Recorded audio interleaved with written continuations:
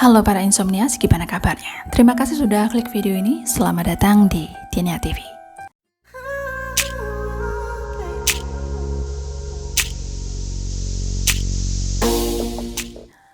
Apa yang kalian pikirkan jika melihat keestetikan drama kolosal Cina, terutama yang bertema tentang kerajaan? Terlihat sangat romantis dan anggun? Ya. Namun di kisah sesungguhnya ternyata tidak seindah di dunia perfilman. Dinasti Ming, dinasti yang memerintah Cina selama 276 tahun, yaitu mulai dari 1368 hingga 1644 Masehi. Dikenal dengan pemerintahannya yang gilang gemilang dan sangat berjaya.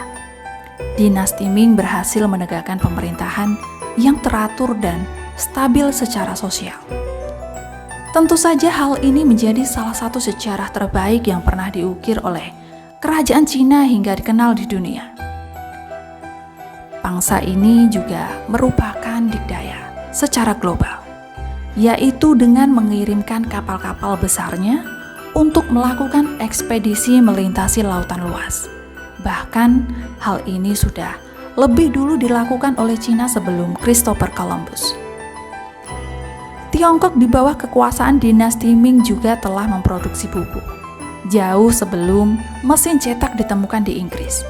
Namun, seperti hal yang pemerintahan lainnya, kekuasaan dinasti Ming bukan tanpa celah, tentu saja.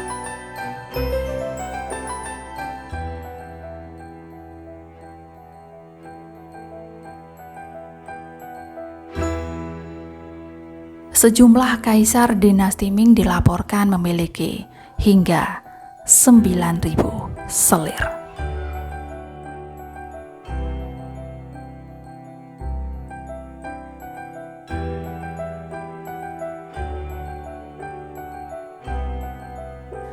Sebagian besar dijadikan gundik secara paksa, diculik dari rumah pribadi mereka dan dilarang meninggalkan sangkar emas, kecuali jika dipanggil kaisar ke kamar hanya untuk melayaninya.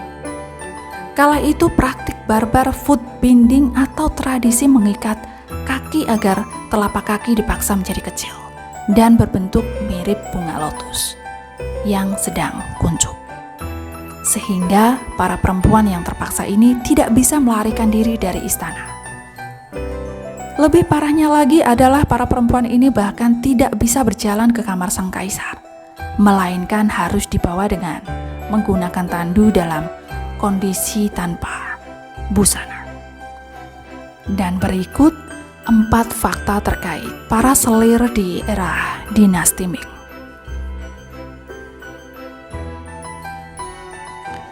Yang pertama, para selir dikubur hidup-hidup untuk menemani jasad kaisar yang sudah meninggal.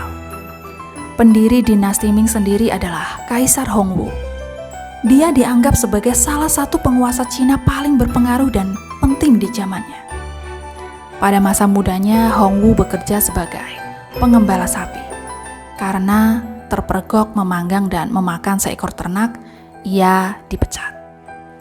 Dan ketika wabah penyakit menyerang desanya dan merenggut nyawa orang tua dan saudara-saudaranya, Hongwu banting setir menjadi biksu di kuil Huangcui. Kemudian roda zaman membuatnya menjadi panglima perang paling kuat di Asia. Dan pada tahun 1368, ia memimpin pasukan yang berhasil mengusir bangsa Mongolia yang telah memerintah Tiongkok selama seabad. Setelah mendirikan dinastinya, Hongwu mengadopsi nama menjadi Ming, kata dalam bahasa Mandarin yang berarti gemilang. Selain berprestasi, ternyata Hongwu memiliki sisi kejam. Dan kekejamannya itu ternyata tak hanya di medan perang saja. Di balik pintu istananya yang tebal, ia mengurung para selir dan menjadikan mereka subjek penyiksaan. Ia ingin memiliki para selir hingga di alam baka. Kaisar Hongwu memulai tradisi di mana para selir akan dibunuh dan bahkan dipaksa bunuh diri atau dikubur hidup-hidup di samping kaisar yang mati. Dua penerusnya, yaitu Yongle dan Hongxi, meneruskan tradisi mengerikan itu. Dan untunglah, praktik kejam tersebut dihapuskan Kaisar Zhengtong yang menghapuskan aturan itu dalam wasiatnya pada tahun 1464.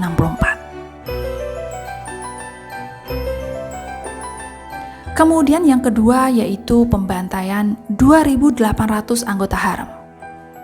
Kaisar Yongle yang terkenal karena menciptakan ibu kota kedua Tiongkok selain Nanjing, dan ia menamainya Beijing. Di sana sang penguasa membangun kota terlarang, yaitu Forbidden City. Selama masa pemerintahannya sebagai diktator, ia melakukan reformasi militer, ekonomi, dan pendidikan. Di sisi lain, kekejamannya tak terkira. Pada tahun 1421, sesaat setelah Yongle meresmikan Forbidden City, beredar rumor bahwa salah satu selir favorit kaisar bunuh diri. Dikarenakan sang selir terlibat cinta terlarang dengan seorang kasih. Konon pemicunya adalah sang kaisar menderita impotensi. Karena merasa dipermalukan, Yongle berusaha membungkam siapapun yang mengetahui kebenaran terkait rumor tersebut. Ia memerintahkan semua selir yang mencurigakan bergosip untuk diracun. Kemudian sang kaisar mengumpulkan 2.800 perempuan di dalam haremnya dan mengeksekusi mereka dengan cara diiris-iris. Dalam eksekusi massal itu para korban dipastikan tewas. Bahkan di antara mereka ada yang usianya baru 12 tahun. Meski pembantaian tersebut tak disebutkan dalam dokumen resmi, namun sebuah catatan soal itu ditulis oleh Lady Cui, yaitu seorang selir yang saat kejadian tidak ada di istana. Namun akhirnya Lady Cui dan 15 selir lainnya digantung dengan kain sutra putih di lorong-lorong kota pada hari pemakaman Kaisar Yongle. Dan yang ketiga yaitu memanen darah para perawan. Kaisar Jianjing adalah penguasa dari dinasti Ming yang nyaris dibunuh oleh para selirnya. Sedangkan Kaisar Ming ke-10 bernama Zhengde yang mewarisi tahta pada 1505. Pada suatu titik merasa lelah pada para selir tersebut dan terobsesi dengan kehidupan warga biasa. Sang kaisar kerap menyelinap keluar istana pada malam hari, menyamar dan bahkan sering mengunjungi rumah bordir lokal.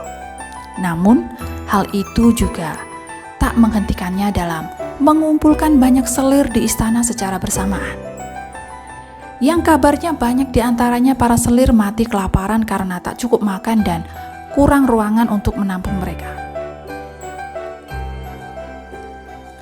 Banyak sejarawan mengklaim pemerintahan Zhengde membawa dinasti Ming ke masa senjanya.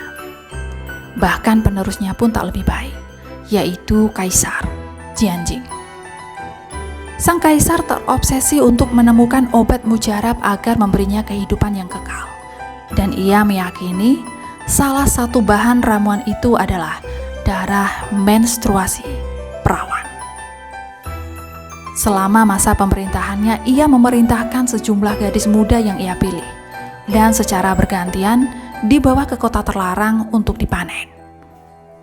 Untuk memastikan tubuh mereka tetap murni, makanan mereka sengaja dibatasi.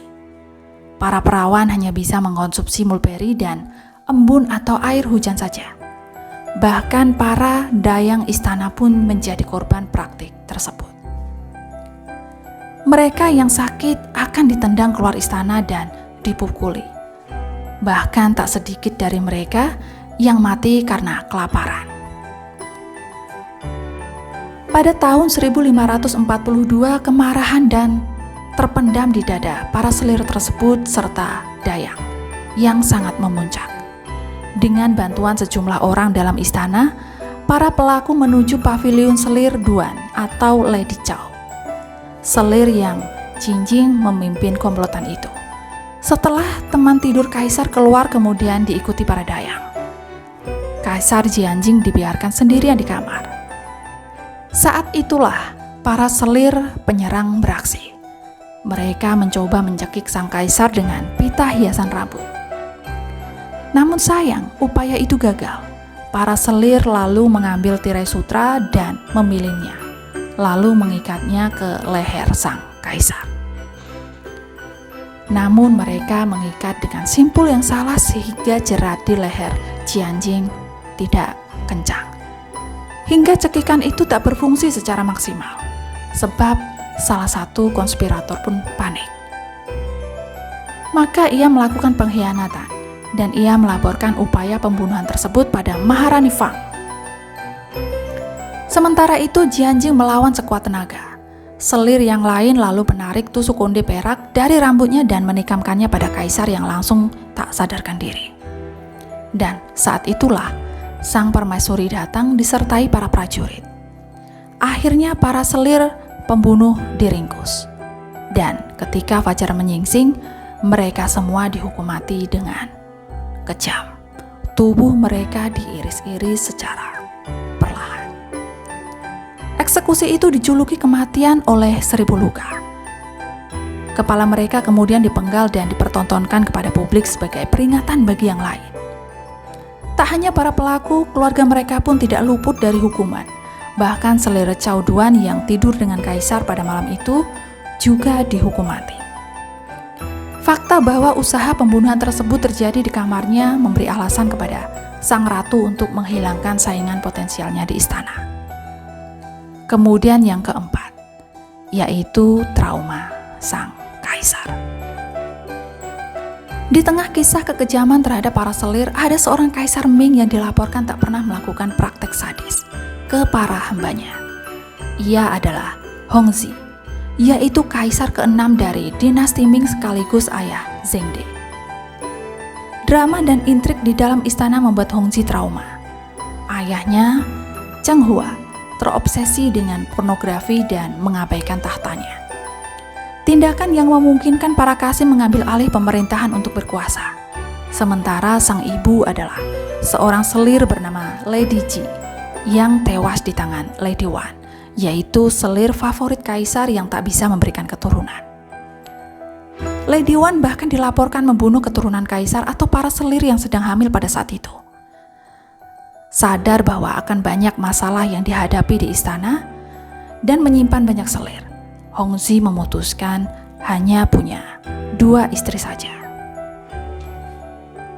Saya Tini, sampai jumpa lagi di bahasan menarik lainnya.